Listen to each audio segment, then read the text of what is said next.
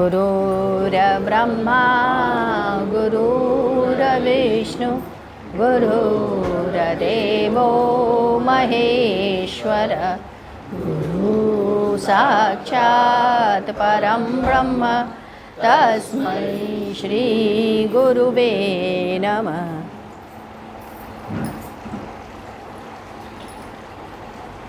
आइए अब आगे की तरफ पढ़ें।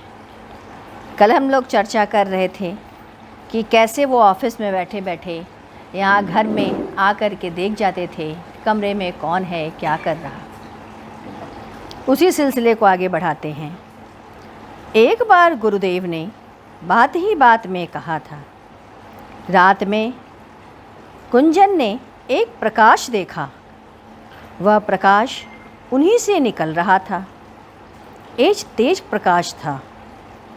कुछ देर तक उसी के प्रकाश से पूरा कमरा प्रकाशमान था और कुछ देर के बाद अंधेरा हो गया। इस बात की पुष्टि गुंजन से कराई गई। इस तरह गुरुदेव परम पद की ओर सनय सनय कैसे उस चीज़ का दर्शन कराते हैं, जैसे कि हम लोग पिछले पढ़े हैं कि सिद्धि माँ के वक्षस्थल से प्रकाश दिख रहा था।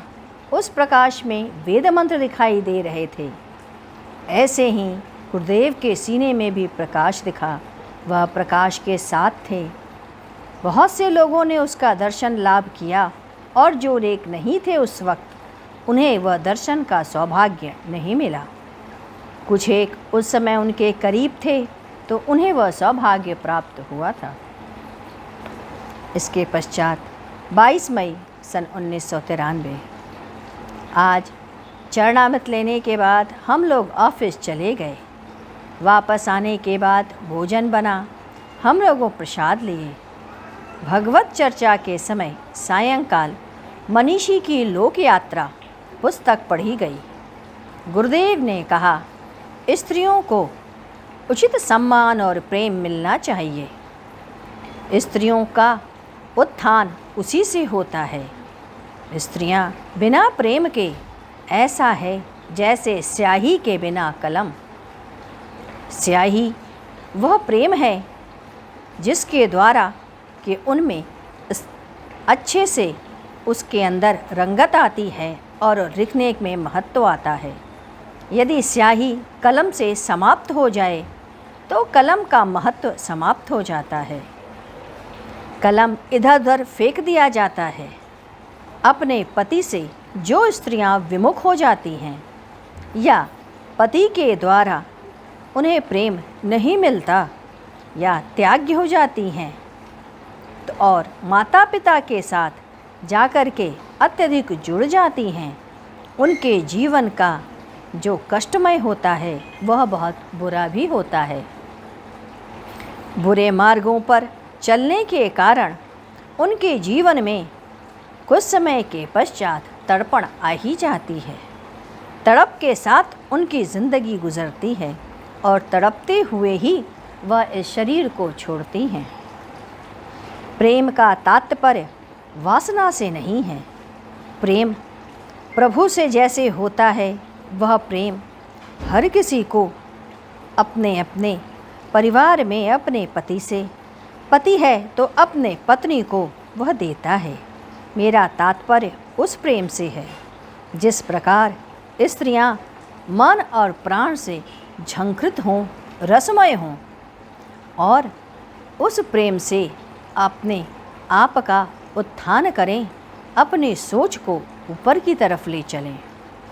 उच्च कोटि का पुरुष जो ब्रह्म में लीन होने जा रहा हो, जो परम पद का अधिकारी हो, उसको पत्नी से मिला प्रेम उसके जीवन में विकास के पथ को अग्रसित करता है।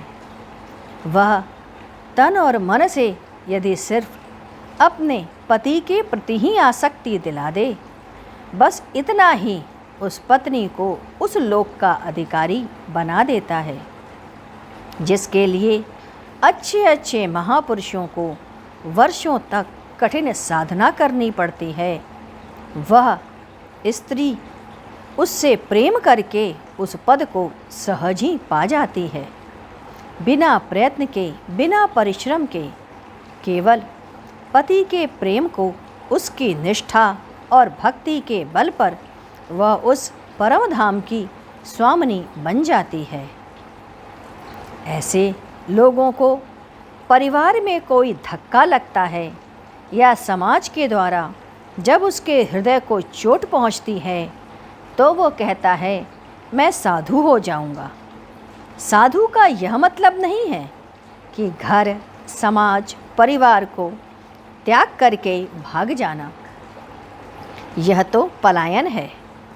साधु का तात्पर्य है जो हर चीज़ को ठीक ठाक और सही सही समझ जाए। जैसे परिवार कैसे, संबंधी कहाँ तक, बीवी और बच्चे सभी का सही आकलन कर ले, उसे हो करके वह भगवान के मिलन के मार्ग पर चलता चला जाए। हम यहाँ पुनः कहेंगे, जब तक आपके अंदर सद व असद का भेद नहीं समझ पाएंगे तब तक आपके अंदर अध्यात्म की ओर जाने की क्षमता नहीं आएगी। आपके अंदर यदि सद पड़ा हुआ है, आपके अंदर आपने अपने आप को असद से यानी अवगुणों से बचा लिया, परंतु गुण को लेकर के आप अंदर बैठे हैं, उस गुण में ही आप जी रहे हैं, उसी सदाचरण में फलते फूलते जा रहे हैं, तो आपके अंदर अहम की भावना हमेशा बलवती रहेगी। लोग यह तो कहेंगे कामनाओं और वासनाओं और गलत मार्गों को त्यागे, किसी की बुराई न करें, भलाई करें, परंतु कोई यह नहीं कहेगा कि आप अपने अंदर विकसित गुणों का भी त्याग करें। जैसे कोई कहता है अमुक मकान मैंने बनवाया, मैंने उसके अंदर कारीगरी की, वह व्यक्ति बड़ा ही विनम्र है, बहुत ही परोपकारी है, वह व्यक्ति यहाँ दयालु का भाव रखता है, जब देखो हमेशा सबकी मदद करता है, कैसे अच्छे गुणों से वह युक्त है। वह गुणों का प्रदर्शन है, वह गुण आपके जीवन भर उसे ढोता है। बड़ी ही कारीगरी से काम करते हैं, मन में गुणों का बोध है। निश्चित जानिए अगला जन्म आपका एक अच्छे से इंजीनियर के रूप में होने जा रहा है। कोई आपको आपके गुणों के कारण माल्यार्पण करता है, कोई आपके चरण का स्पर्श करता है, आप मन में फूल करके हाथ उसके कंधे पर रखकर आशीर्वाद की मुद्रा में बुदबुदाते हैं। यह आपका अहंकार का बोध है। गुरुदेव ने कहा, एक बार अपनी यात्रा में एक औघड़ महात्मा से मेरी भेंट हुई। मैं उनके पास बैठ गया। मैं देख रहा था, एक बार वे आंखें मूंदे बैठे थे। एक महिला आई, उनके पैर का स्पर्श करके उन्हें प्रणाम करने लगी। उन्होंने थूक निकाली, आँख थू करके उसके ऊपर थूक दिया और बड़बड़ाने लगे, क्यों मुझको प्रणाम किया, क्यों किया तुमने प्रणाम, न जाने क्यों स्पर्श कर देते हैं। कोई उन्हें रुपया और पैसा चढ़ाता तो उसी का सिक्का उठाकर उसकी तरफ फेंक देते। अब कुछ लोग उसे बटोरते और कुछ एक अपने आप को बचाते। फिर कुछ लोगों ने उन्हें नोट चढ़ाया ताकि यदि वो उसे फेंकें तो चोट ना लगे। मैं एकांत में उससे पूछा, आप ऐसा क्यों करते हैं महाराज? लोग कितनी श्रद्धा और प्रेम से आपको भेंट देते हैं, आपको माला चढ़ाते हैं, चरण स्पर्श करते हैं और आप गाली बकते हैं। तो उन्होंने कहा, मैं ऐसा इसलिए करता हूँ कहीं मेरे अंदर गुणों का अहंकार न हो जाए। गुणों के बोध को खत्म करने के लिए ही मुझे ऐसा करना पड़ता है। नहीं तो मैं कैसे मुक्त होऊंगा। आइए चलें हम लोग गुरु कीर्तन करें। ओम गुरु ओम गुरु ओम। जय गुरु जय गुरु जय गुरुदेव। ओम गुरु ओम गुरु ओम गुरुदेव। जय गुरु जय गुरु जय गुरुदेव।